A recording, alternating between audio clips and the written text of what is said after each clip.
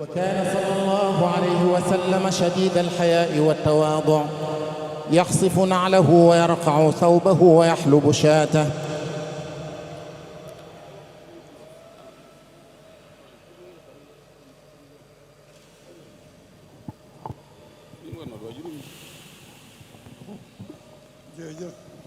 nee na mi ngi sant ñëpp, jërë ngeen jëf.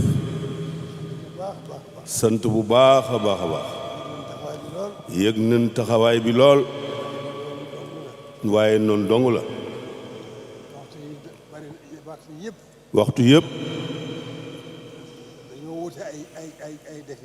dañoo wuute ay defin rek,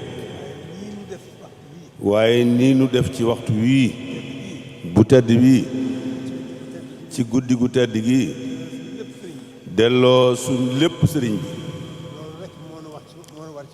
loolu rek moo nu war ci waxtu yépp kon nag noonu rek la nu gën a góorgóorlu bu baax a baax bu kenn ku ne ci nun bu mu jàpp mukk ne sunu warteef woyof na waxtu warteefu rëy lanu fi sëriñ bi bàyyee al masuliyatul kubra mooy responsabilité bu mag bi nga xam ne moom lanu fi sëriñ bi bàyyee mooy sunu dono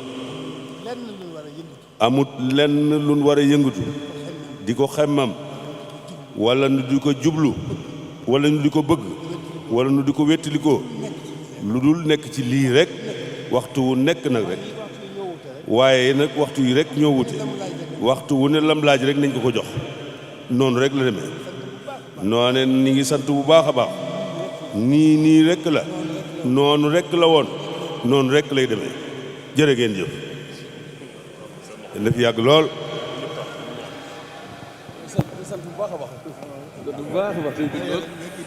waaw waaw sant bu baax te bu baax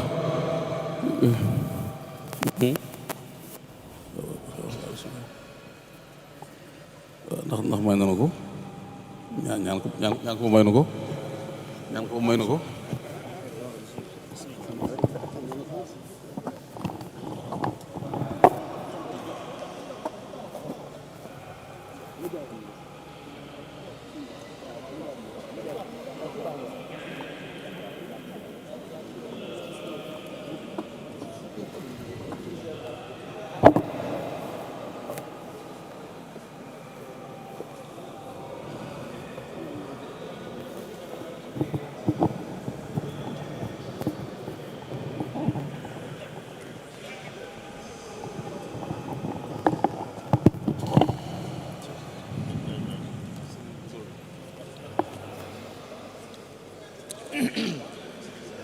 اللهم يا باسط الكفين بالعطية يا من إذا رفعت إليه أكف العبد كفاه يا من تنزه في ذاته وصفاته الأحدية عن أن يكون له فيها نظائر وأشباه يا من تفرد بالبقاء والقدم والأزلية يا من لا يرجى غيره ولا يعول على سواه. Car Instant, chaîne d'actualité sénégalaise qui vous donne l'information à tout instant. Abonnez-vous sur YouTube afin d'être les premiers au courant des tout dernières nouveautés en vidéo. Page Facebook Dakar Instant, téléphone +221 77 561 55 46 77 506 85 74 78 123 86 56. Adresse email dakarinstant@gmail.com.